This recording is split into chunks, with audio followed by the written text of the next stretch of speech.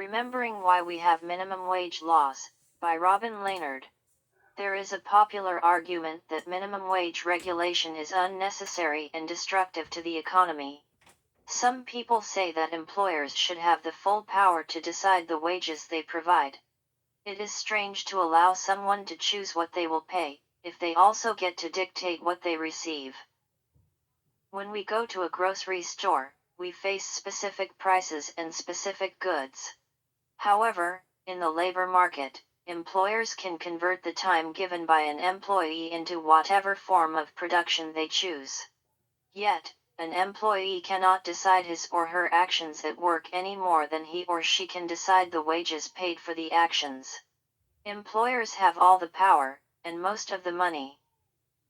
Can a person that has little or no experience in poverty be depended on for ethical decisions regarding those experiencing poverty?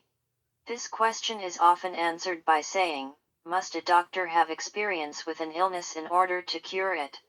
This utilization of reductio ad absurdum suggests that the logic being applied to economists would be disastrous if applied to doctors. There is a strong flaw in this fallacy, which can be found by noting the distinction between an economist and a doctor. A doctor and patient share mutual interest in curing the illness, while an economist faces a conflict of interest regarding humanitarian treatment of the impoverished. By raising the standards of living for poor people, they are given more power and less desperation. However, these assets for poor people are liabilities for those that would employ them. Employers derive power from the lack of power possessed by those they employ. Businesses found financial security on the desperation of those they employ. As an example, a person that is too poor to pursue higher education is more reliably retained within an occupation deemed unskilled. Technically speaking, the poorer the poor people are, the less upward mobility they have, and the easier it is to keep a vast supply of unskilled labor. The greater the supply of unskilled labor, the greater the competition between unskilled employees.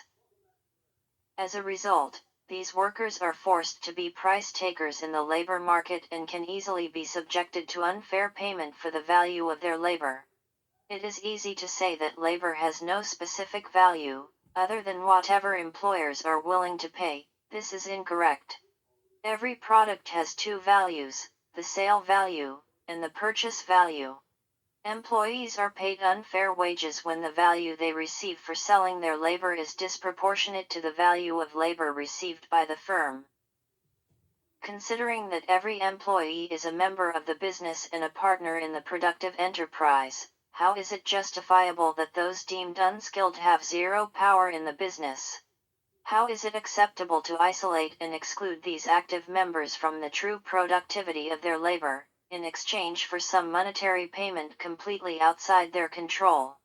Hourly employees do not even have the power to decide how many hours they work, much less the pay they receive for it.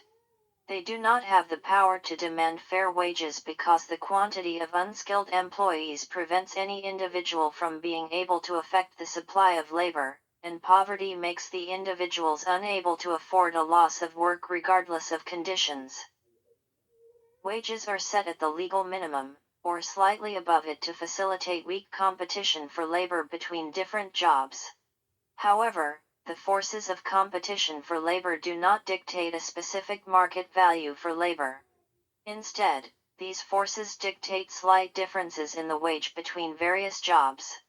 As an example, let us say that general crew get $10 per hour, minimum wage, and managers get $11 per hour. Now, does this mean management would receive $11 per hour even if minimum wage were eliminated? No. Employers set management wages at $11 per hour to ensure that a fraction of employees put out extra effort to pursue the higher position. To motivate the right ratio of people accepting general crew and people striving for management, they set a specific difference in wage between the two. If the difference were too small, the firm would not be able to keep enough managers in proportion to general crew. However, there is no reason to make the difference in pay greater than a certain amount. because only a small fraction of general crew must be motivated to advance to fill the few management positions. If the difference in pay were giant, the firm would have to pay extra wages for an unnecessary amount of competition between employees seeking management. While a certain amount of competition is desired, exceeding that level produces discontent and resentment among employees, which can lead to counterproductive sabotage of other employees. For these reasons, a specific difference in wage is provided to maintain the intended levels of productivity and employment. So, what happens if minimum wage is reduced? Let us say minimum wage goes from $10 per hour to $5 per hour.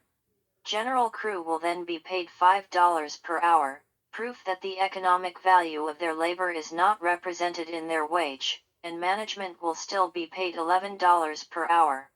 Not continuing to pay management the same wage while general crew received less, would create the same effect as dramatically raising the wages for managers. Competition for management would become excessive, and the great quantity of people striving for management would reduce the wage needed to keep someone in the position. The wages for managers would quickly reduce to something between $5.50 and $6 per hour. The former value represents a set ratio of pay, and the latter represents a set difference in pay. The true value would fall somewhere between the two, depending on the economic implications of the reduction in wages for all employees.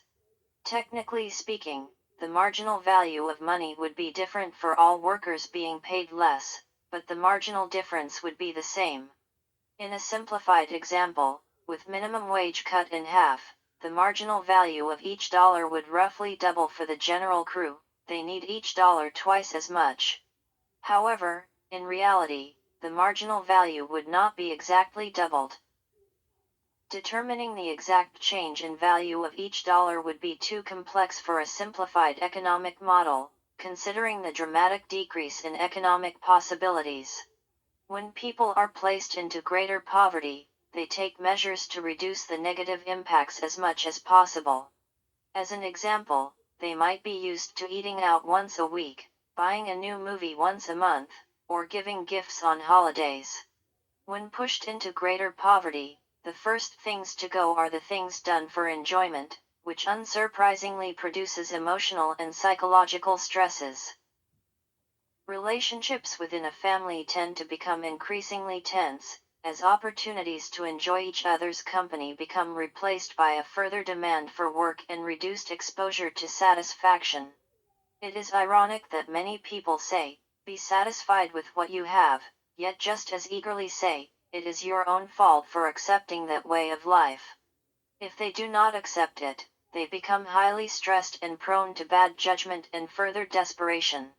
If they do accept it, they have empowered a system that will oppress all the others in an equally vulnerable position, including those that do not accept it. Unfortunately, a portion of the unskilled workforce is ignorant and desperate, so they will accept any work condition regardless of pay. These people lower the standards of employment offered to all unskilled laborers. Going hungry is better than starvation, living in dilapidated low-income housing is better than homelessness, and being able to own one pair of clothes is better than being naked. However, businesses colluding to control labor conditions, wages, and opportunities is only better than slavery because laws stand in the way.